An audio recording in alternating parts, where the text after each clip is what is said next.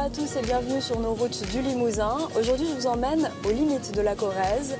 Allez, suivez-moi, on part à Saint-Julien-au-Bois.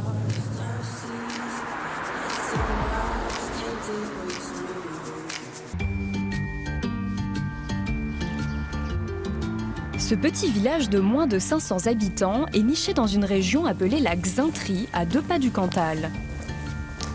Ici, les hommes sont présents depuis la préhistoire et j'ai justement rendez-vous avec un des habitants du village. Il s'est littéralement passionné pour l'histoire de la région.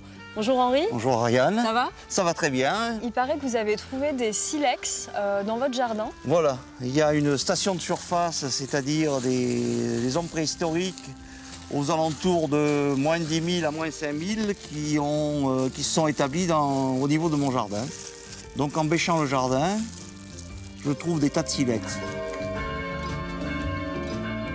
Dites-moi Henri, à quoi est due cette architecture si particulière à Saint-Julien? Alors cette architecture est très particulière parce qu'elle est liée au granit de Saint-Julien. Et de quelle époque datent ces constructions? Alors les constructions démarrent au XVIe vraiment, mais l'essentiel des constructions c'est aux alentours de 1800-1850 où on est au maximum de la population à Saint-Julien. Dans ce village, l'histoire est une institution. Elle est même au cœur d'un des sites les plus visités en Corrèze. Je me trouve sur le site des fermes du Moyen-Âge. Ici, en période estivale, on accueille près de 200 000 visiteurs. Céline, vous êtes animatrice saisonnière ici. Alors, racontez-moi le concept de ce site.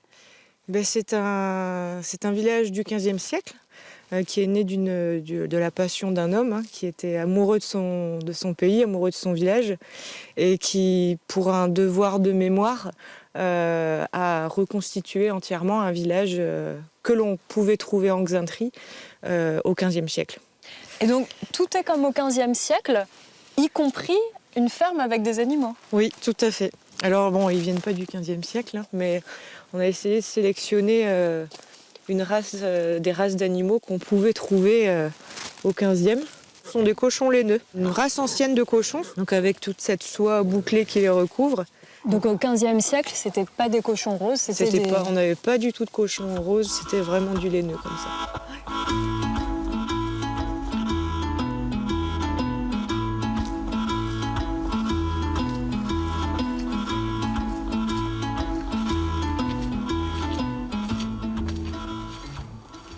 Moi, cette machine à remonter le temps, ça m'a creusé l'estomac. Et ça tombe bien parce que plus loin, il y a une auberge-restaurant. On va aller voir ce que ça donne.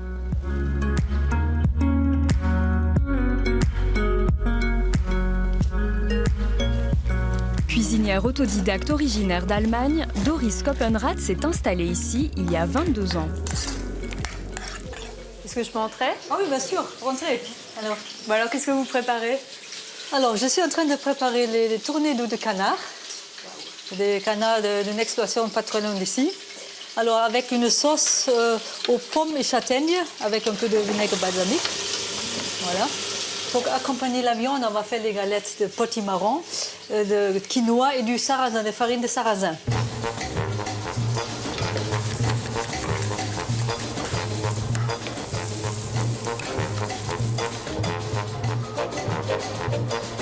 Résultat, un plat savoureux qui allie tradition corrézienne et originalité. Le restaurant de Doris est entouré de champs et je pars justement à la rencontre de Francis Bellhomme. Il élève une variété de vaches très présente près du Cantal. Alors Francis, c'est ici qu'elles sont les vaches salaires? Voilà, tout à fait.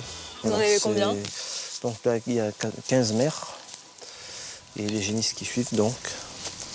On est proche du Cantal, de toute façon, à vol d'oiseau, on n'est même pas à 1 kilomètre.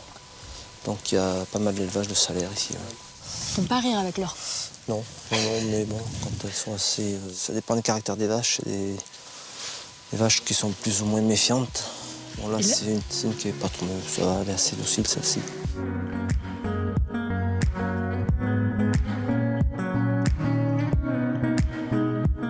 Merci à tous de nous avoir suivis pour cet itinéraire bis à Saint-Julien-au-Bois.